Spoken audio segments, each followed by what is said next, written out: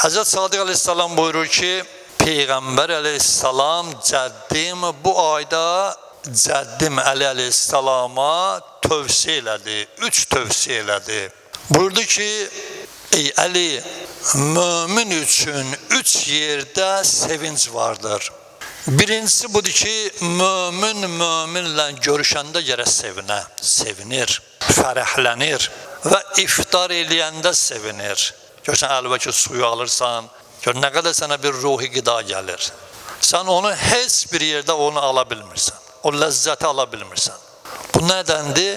Elə bilginən ki, Allahla durmusan üzbəüz, ilahi, bax, sənə görə mən ac qalmışam, demisən qalmışam.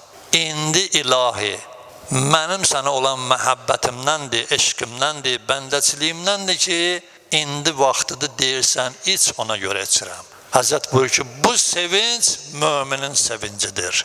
İkinci sevinç. Və üçüncüsü nədir? Həzrət buyurur ki, müminin üçüncü sevinci nə vaxt baş verər? Gecə namazı təhəccüd qılanda. Çalışın, bu aylarda o təhəccüd namazını qılın. Əgər qəza namazlarınız varsa, o 11 rükət ki, gecə namazıdır, onu belə deyək, 2, yəni 8 rükətin qəzasını qıl, öz qəzaları bu. Yerdə qalan 2 dənə namaz ki var, biri şəfiidir. Allahu Ekber, sübh namazı kimi qılarsan, heç qunudu da yoxdur. Qutardı, Esselamu Aleyküm və Rəhmətullah. Durursan ayağa, 1 rükət təhəccüd namazı o qədər əzəmətlidir ki, Allah bu namazı Peyğəmbərə vacib eləyib. Yəni bu əzəmət o namazda var. Onun şirinliğini qılanda görəcəksən. Heç bəlkə də o namazdan sonra deyərsən ki, ilahi, mən elə bu namazı hər gün qılacağam. O qədər onda şirinlik var. 1 rükətdir. Elə bir ki, 2 rükətli namazın axırıncı rükətini qılırsan. O ki, orada möminləri dua eləyəsən. Müstəhəbbidir ki, 40 möminin adını çəkəsən.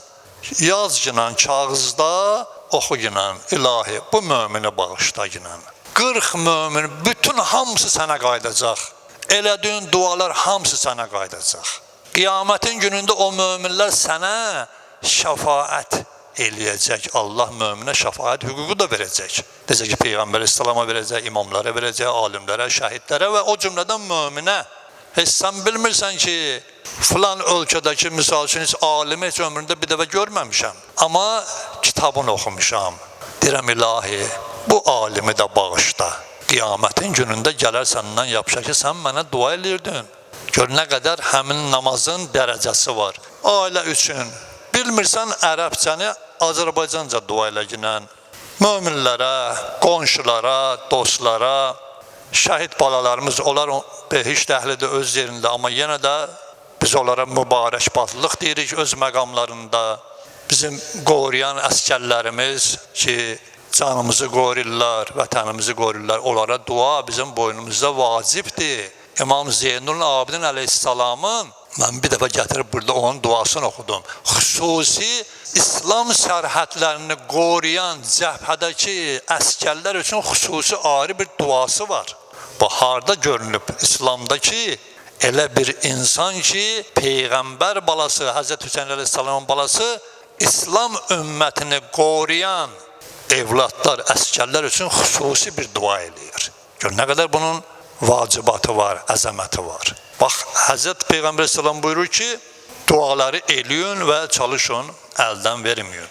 Və Həzrət İmam Zeynul Aleyhisselam həmçinin buyurur, deməli, hər kəs İnna ənzəlna surəsini sübh yeməyində və həmçinin axşam ki, iftarını açır, onda oxuyarsa, Həzrət buyurur ki, Allah yolunda qanı tökülən mücahidlərin savabını sənə Allah yazar.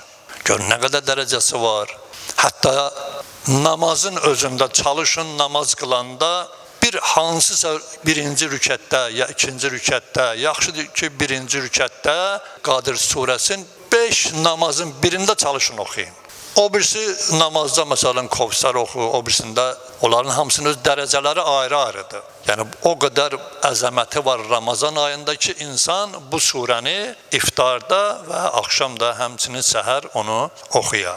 Bir çox hədislər var ki, İnşallah qismət olsa gələn günlərdə o hədislərdən diqqətinizə çatdıracağam və bir tövsiyə eləyirəm ki, bilirsiniz ki, maşallah olsun, hər il ailələrdə oruc açanlar genişlənir və möminlər, evladları, nəvələri oruç tuturlar.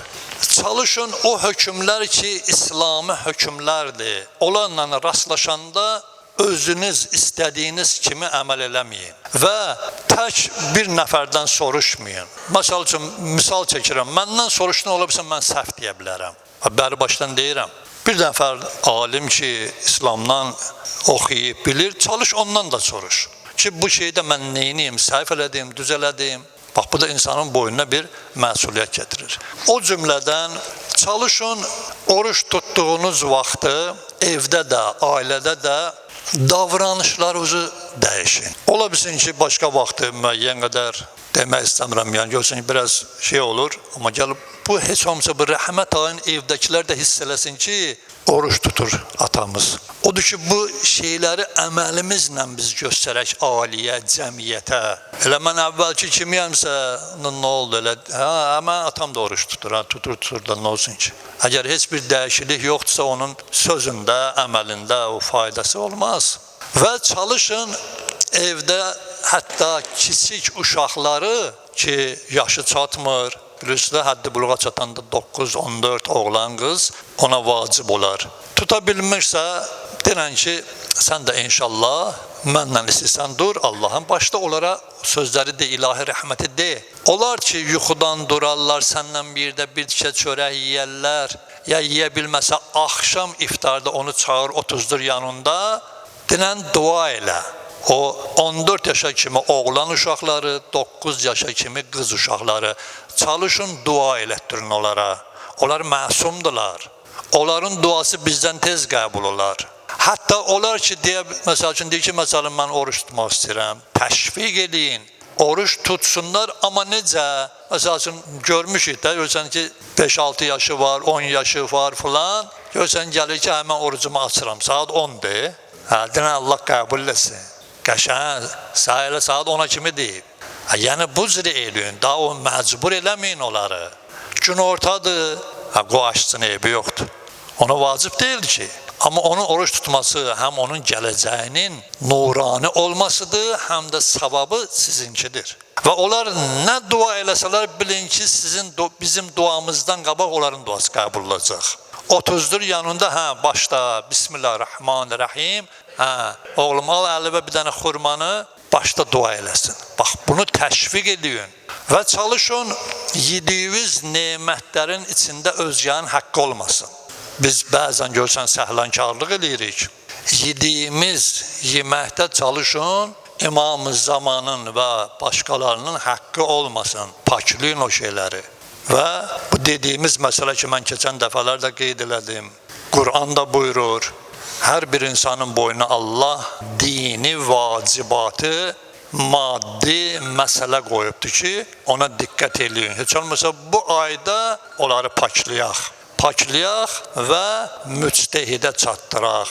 Müctehiddən sonra müctehidin icazə verdiyi şəxsə çatdıraq. Başqa şəxsə versəniz qəbul deyil. Bu da şəriətin bir hökmüdür.